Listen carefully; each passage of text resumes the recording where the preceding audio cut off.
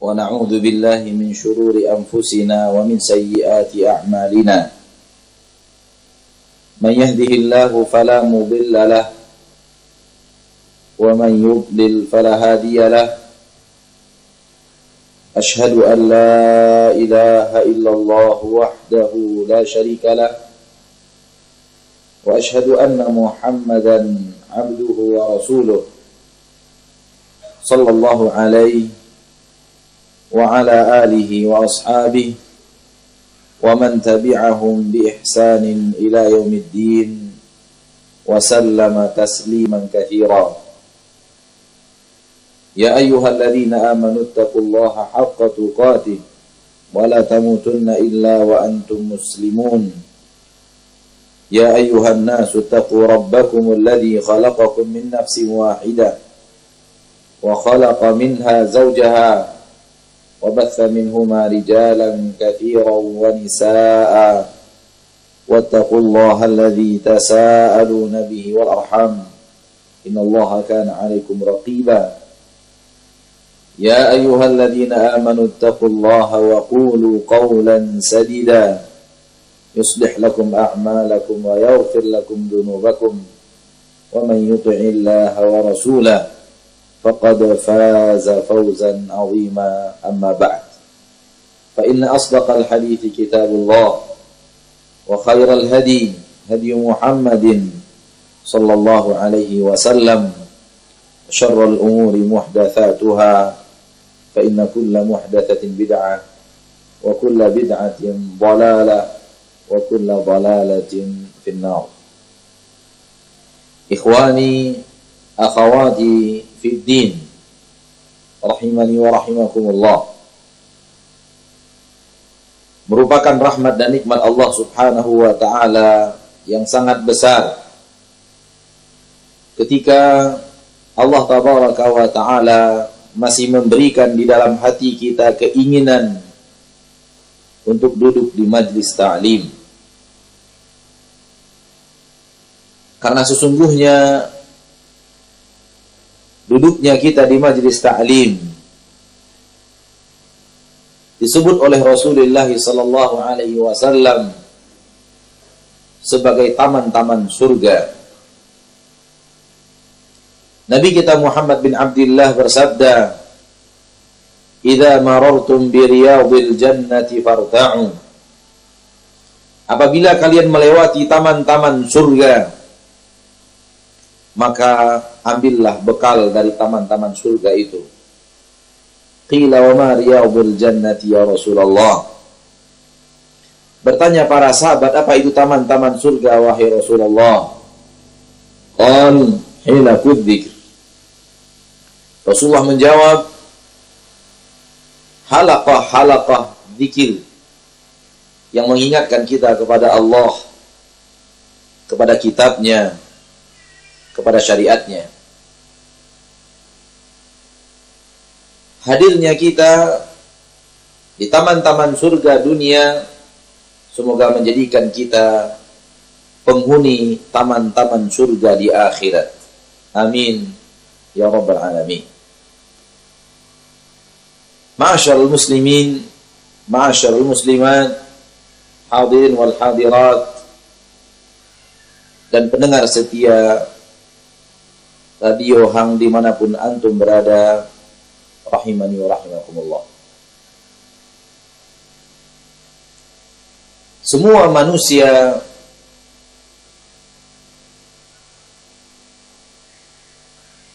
mengetahui bahwa dia makhluk diciptakan. Tak seorang pun di antara manusia merasa dialah yang telah menciptakan dirinya sendiri. Oleh karena itu, di dalam jiwanya yang paling dalam ada fitrah. Begitu Islam menyebutnya. Ada insting. Begitu para ilmuwan menyebutnya. Untuk menghambakan dirinya kepada yang telah menciptakannya.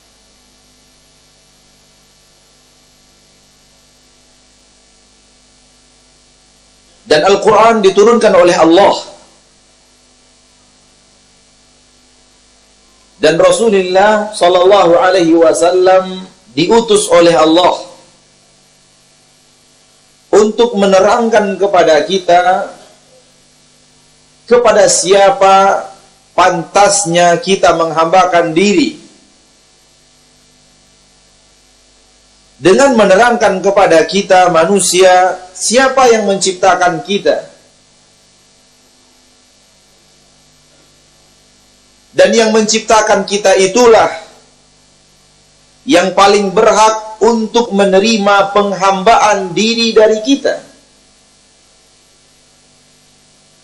Itulah firman Allah tabaraka wa ta'ala di dalam Al-Quran. A'udzu billahi minasyaitonir rajim. Ya ayyuhan nasu u'budu rabbakumul ladzi khalaqakum walladzina min qablikum la'allakum tattaqun. Wahai sekalian manusia, beribadahlah kalian. Dan ibadah adalah penghambaan diri. Hamba di dalam bahasa Arab, abdun. Abdun berasal dari kata-kata abada ya'budu, ibadah. Maka abdun, hamba, adalah orang yang menghambakan dirinya dengan beribadah kepada Allah subhanahu wa ta'ala. Ya ayyuhan nasu u'budu rabbakum. Hai manusia, hambakan diri kalian dengan cara beribadah kepada Rabbakum. Rabb dalam bahasa Arab artinya yang mencipta, yang mengatur, yang menghidupkan, yang mematikan, yang memberi rezeki, yang merawat, yang memberikan seluruh nikmat, yang memberikan kesehatan, menjaga kita dari mara bahaya. Semua itu makna Rabb. Dikenalkan kita kepada siapa yang mencipta kita. Dikenalkan kita kepada siapa yang mengatur hidup kita. Dikenalkan kita kepada siapa yang menciptakan seluruh fasilitas kehidupan kita yang serba lengkap, yaitu Allah subhanahu wa ta'ala. Beribadahlah kepada Rabb kalian. Hambakan diri kalian kepada pencipta kalian. Alladzi khalaqakum, yang telah menciptakan kalian. Walladzina min qablikum, dan juga telah menciptakan orang-orang sebelum kalian. La'allakum tattaqun, agar kalian menjadi orang-orang yang bertakwa.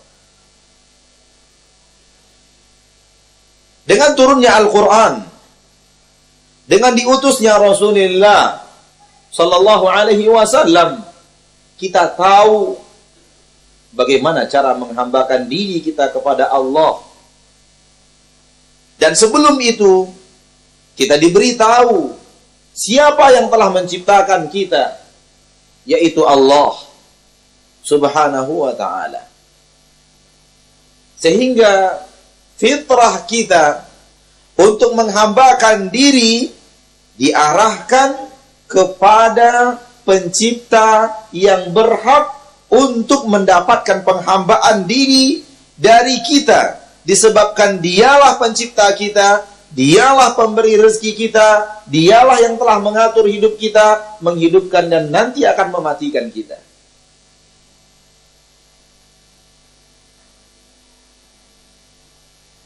Ketika ada manusia yang enggan untuk menghambakan dirinya kepada Allah, maka bisa dipastikan dia menghambakan dirinya kepada sesuatu selain Allah. Karena penghambaan diri itu fitrah yang tidak bisa dilawan, insting yang tidak bisa ditolak. Ketika seseorang tidak menghambakan dirinya kepada Allah, dia pasti menghambakan dirinya kepada sesuatu selain Allah. Lihatlah mereka yang tidak mau rukuk dan sujud kepada Allah. Kepada siapa mereka rukuk dan sujud? Kepada matahari, kepada pohon, kepada batu, kepada sapi, kepada makhluk yang tidak jelas. Apa makhluk yang tidak jelas ini? Sebagian dewa mereka bertubuh manusia, berkepala monyet dan berekor. Di mana letaknya benda itu? Di mana kita bisa bertemu makhluk bertubuh manusia, berkepala monyet dan berekor? Makhluk yang tidak jelas. Dirangkai dalam otak manusia, tidak ada dalam realita nyata. Itu yang mereka jadikan ilah. Itu yang mereka jadikan, mereka anggap pencipta dirinya. Alangkah tololnya manusia.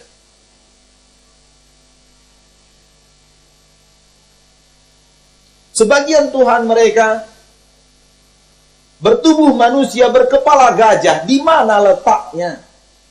Siapa yang pernah bertemu dengannya? Sebagian dewa manusia berwajah ganteng, bertahtakan emas, tangannya 10. Di mana letaknya dia?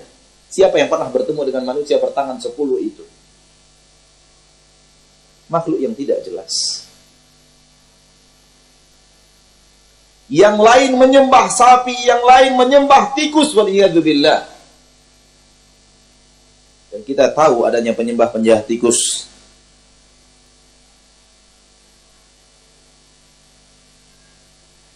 Hampir kita tidak percaya kepada teman ketika teman-teman kita mengatakan di negeri kami ada penyembah-penyembah tikus. Semua itu dikarenakan mereka tidak mau menghambakan dirinya kepada Allah yang telah menciptakan dirinya. Maka dia pun tetap mencari kemana saya harus menghambakan diri. Disebabkan di dalam dadanya, di dalam jiwanya, saya ini makhluk, bukan saya yang menciptakan diri saya. Saya harus menghambakan diri kepada yang menciptakan saya. Maka, penghambaan diri ini adalah tujuan hidup. Oleh karena itu Allah berfirman di dalam Al-Quran, Surat Adz-Dzariyat, ayat yang sangat masyhur. Wa ma khalaqtul jinna wal insa illa liya'budun.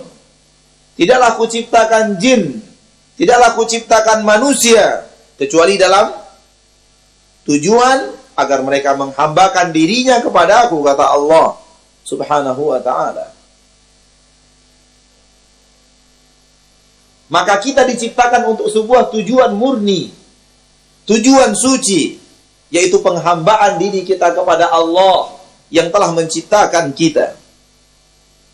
Maka jadilah hamba Allah dan jangan menjadi hamba selain Allah Subhanahu wa ta'ala. Manusia-manusia mulia telah direkomendasi oleh Allah sebagai hambanya. Di dalam Al-Quran, Allah Tabaraka wa Ta'ala bercerita banyak tentang makhluk-makhluknya yang mulia. Dan di dalam cerita Allah Tabaraka wa Ta'ala tersebut, Allah menyebutkan kepada kita bahwa inilah hambaku. Kita mulai dari Nabi Muhammad sallallahu alaihi wasallam. Di dalam Al-Quran surah Al-Baqarah, di dalam ayat yang mungkin mayoritas kita mengetahuinya dan menghafalnya bahkan, Allah berfirman, Qul in kuntum fi raibim mimma nazzalna ala abdina fa'tu bi suratin min mithlih wad'u syuhada'akum min dunillahi in kuntum shadiqin. Katakan wahai Rasul, katakan wahai Nabi, orang-orang Quraisy yang meragukan Al-Quran datang dari Allah pencipta mereka, yang menuding engkau berdusta, dan menuding engkau merekayasa dan menciptakan Al-Quran, lalu mengatakan ini firman Allah, dan engkau dusta, kata mereka dalam dakwaanmu itu. Katakan kepada mereka bahwa aku menantang mereka. In kuntum fi raibin mimma nazzalna ala abdina. Apabila kalian, hai Quraisy, kata Allah, meragukan apa yang telah kami turunkan kepada hamba kami. Lihat, siapa hamba kami di sini? Rasulullah sallallahu alaihi wasallam. Kalau kalian ragu kepada hamba kami, fa'tu bi suratin min mithlih, maka buatlah satu surat saja seperti surat yang ada di dalam Al-Quran. Tidak usah banyak-banyak, satu saja cukup. Wad'u syuhada'akum min dunillah, panggil seluruh yang mau membantu kalian untuk membuat satu surat itu. Panggil dan kumpulkan seluruh pujangga-pujangga Arab, kumpulkan seluruh para penyair, kumpulkan seluruh orang-orang yang suka membentuk kalimat-kalimat indah. Kumpulkan semua mereka, buat satu surat. Kumpulkan seluruh mereka selain Allah. In kuntum shadiqin. Kalau kalian jujur dalam apa yang kalian nyatakan, yaitu mereka menyatakan Nabi Muhammad ngarang. Gak mungkin bagi Muhammad ngarang. Kalian kumpulkan seluruh yang bisa ngarang, buat seperti itu. Kalian tidak akan sanggup. Fa illam taf'alu walan taf'alu. Kalau kalian tidak bisa melakukannya, dan sekali-kali kalian tidak akan bisa melakukannya, fattaqun nar allati waquduha an-nasu wal hijarah u'iddat lil kafirin. Di dalam ayat yang mulia ini, Allah tabaraka wa taala mengatakan tentang manusia paling mulia di permukaan bumi, disebut dengan sebuah kalimat yang juga dia adalah kalimat paling mulia di permukaan bumi, yaitu hamba Allah. Banyak orang yang tidak menyadari bahwa hamba Allah inilah derajat paling mulia di permukaan bumi.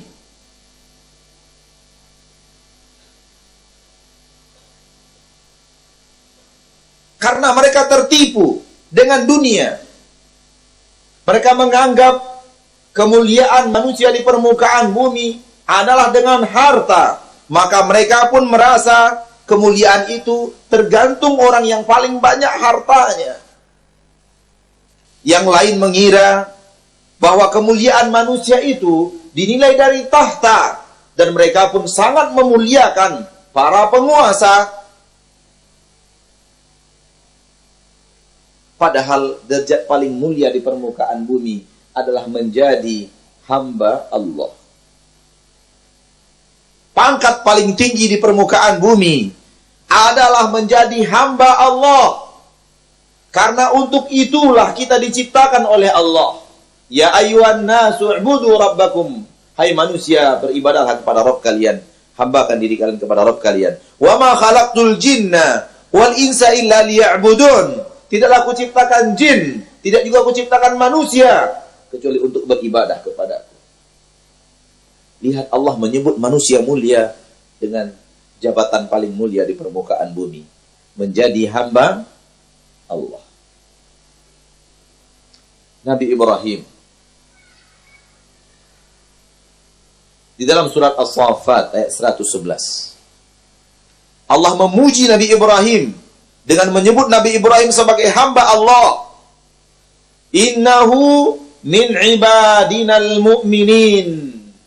Sesungguhnya dia, yaitu Nabi Ibrahim, termasuk hamba-hamba kami. Lihat, Nabi Ibrahim disebut oleh Allah subhanahu wa ta'ala sebagai hamba. Dia Ibrahim termasuk hamba-hamba kami yang mukmin. Dipuji Nabi Ibrahim. Dan dia adalah manusia termulia setelah Nabi Muhammad sallallahu alaihi wasallam.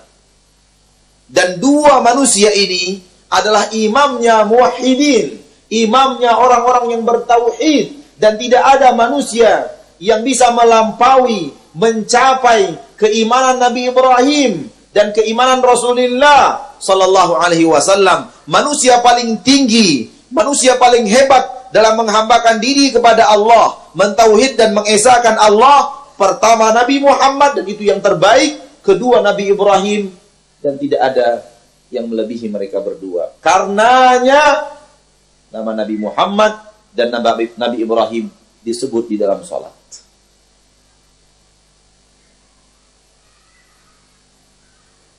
Digandeng di dalam salawat.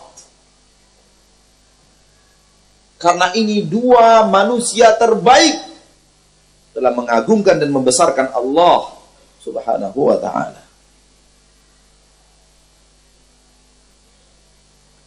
Nabi Musa dan Nabi Harun disebut di dalam surat As-Saffat ayat 122. Innahuma min ibadinal mu'minin. Mereka berdua, yaitu Nabi Musa dan Nabi Harun, termasuk hamba-hamba kami yang bertakwa, yang beriman. Nabi Nuh disebut di dalam surah Al-Isra ayat 2. Dzurriyyata man hamalna ma'a Nuh innahu kana 'abdan syakura. Wahai keturunan orang-orang yang kami bawa bersama Nuh di atas kapal. Kita dipanggil oleh Allah dengan sebutan, wahai keturunan anak cucu dari orang-orang yang Allah bawa, yang kami bawa dia bersama Nuh di atas kapal. Apa maksudnya ini? Siapa yang dipanggil ini? Yang dipanggil adalah seluruh manusia. Karena seluruh manusia yang ada di permukaan bumi ini, apabila dirunut nasabnya, akan bertemu ayah kita dan kakek kita di nasab orang-orang yang beriman yang ada bersama Nabi Nuh di atas kapal. Seluruh manusia yang ada di permukaan bumi ini sekarang, seluruhnya keturunan orang-orang yang beriman yang diselamatkan oleh Allah dari air banjir yang sangat besar, yang mencapai puncak-puncak gunung, yang selamat hanya yang ada di atas kapal Nabi Nuh. Allah menciptakan Nabi Adam. Lalu Allah menciptakan Nabi Adam Hawa. Setelah itu Allah menciptakan manusia yang banyak, rijalan wa nisaa. Namun, setelah berjalan 10 kurun, 10 generasi, semuanya di atas tauhid yang benar, di atas agama Nabi Adam alaihi salam. Mulai syaitan berhasil menyesatkan mereka. Mulai syaitan berhasil menyelewengkan mereka dari tauhid menuju syirik. Dan pintu yang pertama kali membuat syaitan berhasil adalah pintu memuliakan orang saleh secara berlebihan. Wala tadharunna wadda wala suwa'a wala yaghutha wa ya'uqa wa nasra, yang ada di dalam surat Nuh. Jangan tinggalkan wad, suwa', yaghuth, ya'uq, nasr, jangan tinggalkan mereka. Nabi mengatakan bahwa 5 orang ini orang saleh. Namun perlahan tapi pasti syaitan memasukkan ghulu, berlebihan dalam mencintai orang saleh di dalam jiwa mereka. Akhirnya kuburan mereka pun diibadati selain Allah. Oleh karena itu Nabi Muhammad berdoa, Allahumma la taj'al qabri wathan yu'bad. Ya Allah, jangan jadikan kuburanku wathan, berhala yang diibadati manusia. Maka sekarang kubur Nabi dijaga sehingga tidak ada orang yang bisa beribadah di kuburan itu, berbeda dengan kuburan-kuburan yang tidak dijaga oleh Allah Subhanahu wa ta'ala. Intinya adalah terjadi kesyirikan di permukaan bumi setelah berlalu 10 kurun. Dan Allah mengutus Nabiullah Nuh alaihissalam. Nabi Nuh berdakwah siang dan malam. Rabbi inni da'autu qaumi laila wa nahara, ya Allah, aku telah berdakwah, mengajak kaumku ke jalanmu siang dan malam. Wa asrartu lahum israra, aku sembunyi-sembunyi dalam dakwah telah kulakukan. Wa alantu lahum, aku telah terang-terangan juga, semuanya kulakukan ya Allah siang dan malam. Semua kita tahu Nabi Nuh berdakwah 950 tahun lamanya. Dan yang beriman selama 950 tahun itu, di dalam riwayat hanya 40 orang.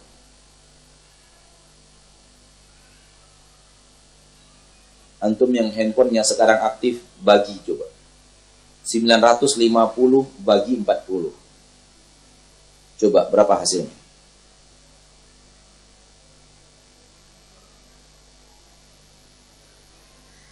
Berapa? 23. Tahu artinya apa angka 23 itu? 23 tahun berdakwah dapat 1. 23 tahun berdakwah siang dan malam dapat 1. 23 tahun lagi berdakwah siang dan malam dapat 1. Subhanallah. Oleh karena itu, kesabaran di dalam berdakwah dan istiqamah di dalam berdakwah Nabi Nuh jadi suri tauladan.